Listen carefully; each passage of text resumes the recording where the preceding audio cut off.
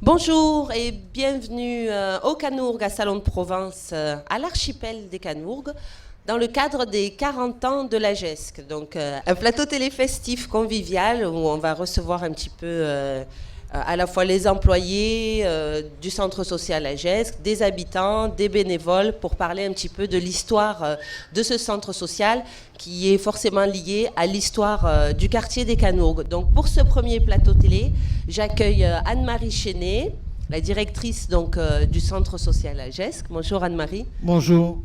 Et Reda Califano, donc directeur adjoint à la politique de la ville à Salon de Provence. Voilà, donc pour commencer, Anne-Marie, explique-nous un petit peu à quoi sert un centre social. Grande question. Alors, avant tout, un centre social, c'est un équipement de proximité qui intervient sur un territoire qui est déterminé souvent par la caisse d'allocation familiale et la mairie à partir d'un certain nombre d'indicateurs socio-économiques. Mais avant tout, c'est un lieu d'accueil pour les habitants, c'est un espace d'animation et c'est un espace d'accompagnement pour tous les habitants où nous travaillons sur le vivre ensemble et de permettre à chacun de pouvoir s'outiller et surtout développer ses compétences. Donc toi qui es directrice du centre social depuis 2000, c'est ça, c'est ça même. Je suis bien informée. Mais tu as commencé comme animatrice, je crois bien. Oui, j'ai commencé en tant que conseillère en économie sociale et familiale, puisque je suis arrivée en 1984 à la GESC, et à ce moment-là, il n'y avait essentiellement que des actions d'animation pour les enfants et les jeunes, et on avait aussi de l'accueil. Et donc j'ai été embauchée pour développer les actions adultes et familles, et notamment les sorties famille, les vacances famille et un certain nombre d'ateliers et d'animations. D'accord, on va passer le micro à Reda. Donc Reda, donc toi qui es directeur adjoint de la politique de la ville, est-ce que tu peux nous dire un petit peu quel est le rôle justement de la ville avec le centre social ? Le rôle de la ville, c'est surtout d'accompagner et d'appuyer les différents projets que portent les associations. Par rapport à un centre social, c'est plus particulier et spécifique. Un centre social, comme l'a dit Anne-Marie, c'est une logique différente sur un territoire par rapport à une association lambda. Elle interagit, elle est sur une approche où le territoire est le socle de sa réflexion. En l'occurrence, tout ce qu'elle va développer, que ce soit au niveau des publics, au niveau des objectifs, c'est au regard des besoins du territoire, et elle va s'adapter en fonction de la couleur du territoire. D'accord. Donc quelles sont les couleurs de ce territoire ? Un petit peu. Il y en a beaucoup des couleurs, mais il y a une offre qui existe, c'est une des couleurs. Alors, par exemple, vous avez des structures comme une MJC, comme l'association Nejma, qui sont intimement liées au centre social et à l'histoire du quartier. La ludothèque Pilefa, sa bibliothèque de quartier, etc. Et j'en passe.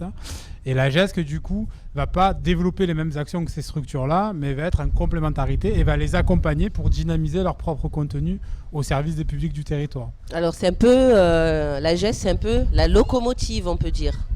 Je l'ai lu quelque part, ça. Oui, dans un très bel article de la Provence, d'ailleurs. Un petit clin d'œil à nos amis de la Provence, parce qu'ils ont fait un super article qu'on a pu lire tout à l'heure, où justement ce mot-là a été employé, le terme de locomotive. Ça vous convient comme terme, Anne-Marie ? Ça te convient, pardon ?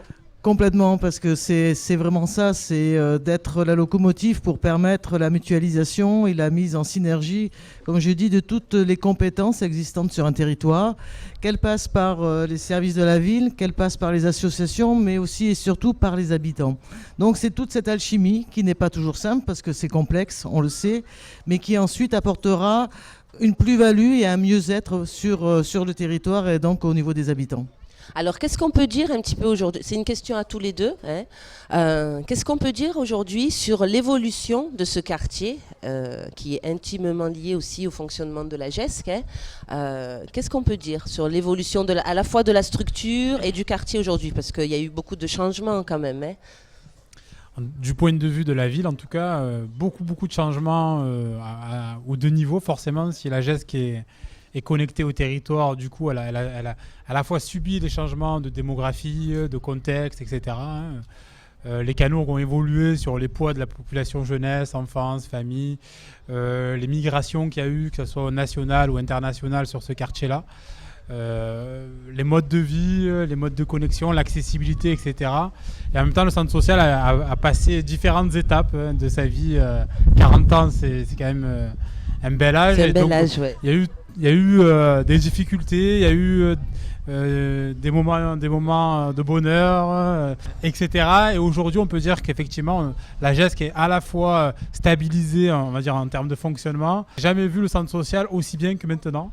Voilà, donc c'est intéressant de le dire à ses 40 ans. Oui. Et le quartier aussi, alors je ne dis pas que le quartier va forcément bien, il y a les difficultés qu'on peut connaître contextuelles avec la précarité, etc. Mais c'est vrai que quand on regarde cet espace-là, l'archipel, l'équipement et ce qu'il y a à l'intérieur, on peut se dire qu'il y a une évolution aussi en termes d'aménagement sur ce quartier-là. Oui, c'est pas la même chose qu'il y a 40 ans. Voilà, oui. donc une évolution positive à mon sens. D'accord, merci Reda. Anne-Marie? Moi, ce que je peux rajouter, c'est que c'est un quartier qui a su aussi montrer et démontrer qu'il y a des énergies et surtout qu'il y a des savoir-faire il y a un côté qui est extrêmement fort. Et donc, il y a une valorisation et des gens extraordinaires aussi qui œuvrent et qui vivent sur ce territoire. Alors, quels sont, pour terminer un petit peu, je crois qu'on arrive à la fin là, de notre plateau, quelles sont les priorités du centre social aujourd'hui?